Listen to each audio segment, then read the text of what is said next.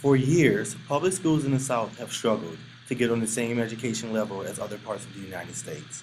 The South's schools have been faced with financial problems, racial problems, teacher ratios, and even natural disasters. According to Wikipedia, Southern states established school systems under Reconstruction biracial governments. There were public schools for blacks, but nearly all were segregated, and white legislators consistently underfunded black schools. In the New York Times, it states, in spite of the 1954 decision by the Supreme Court in the Brown versus Board of Education case, sadly the struggle still goes on. The Department of Education reported in 2008 that 70% of white school children attended schools where at least 75% of the students are white, whereas more than half of all black children in the industrial states attended schools where 90% of the members are of minority groups. Black students were more likely than white students to attend schools where trash was present on the floor, graffiti was present, and ceiling fans were in disrepair. In all, more than 50% of students in public schools in the South were reportedly poor and underperformed on tests. Financial problems have also plagued the South in various ways. It has changed the student as well. Morgan DeCure, an education major at LSU, had the following to say. So I personally believe that public school funding does determine the success of the student.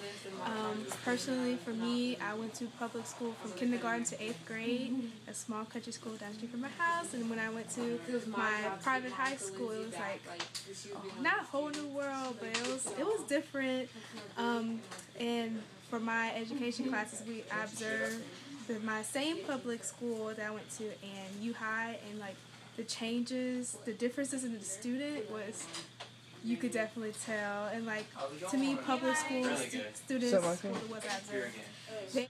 In August of 2005, Hurricane Katrina came along and devastated the Gulf Coast, and some of our schools also. In New Orleans, reportedly $445 million were set aside for the public school system. Schools were damaged inside and out, books were torn apart. Students had to relocate to various locations, including Baton Rouge, and some even went as far as the state of Texas. Texas welcomed students with open arms. Private schools in the South are prevailing, though. In Louisiana, under Republican Bobby Jindal, the new school voucher programs, tens of millions of Louisiana taxpayer dollars will be used to offer vouchers to more than half of the state's poor and middle-class public school students. Private and charter schools tend to have better books, equipments, uniforms, and their campuses are always amazing. Lawn clean. The No Child Left Behind Act of 2001 is a United States Act of Congress that is a reauthorization of the Elementary and Secondary Education Act, which included Title I. This act also helps retain teachers in the classroom so that our students will one day succeed. In conclusion, the fight still lives on, and the South will prevail eventually, and we will have premier public schools for our students to go to and graduate and succeed.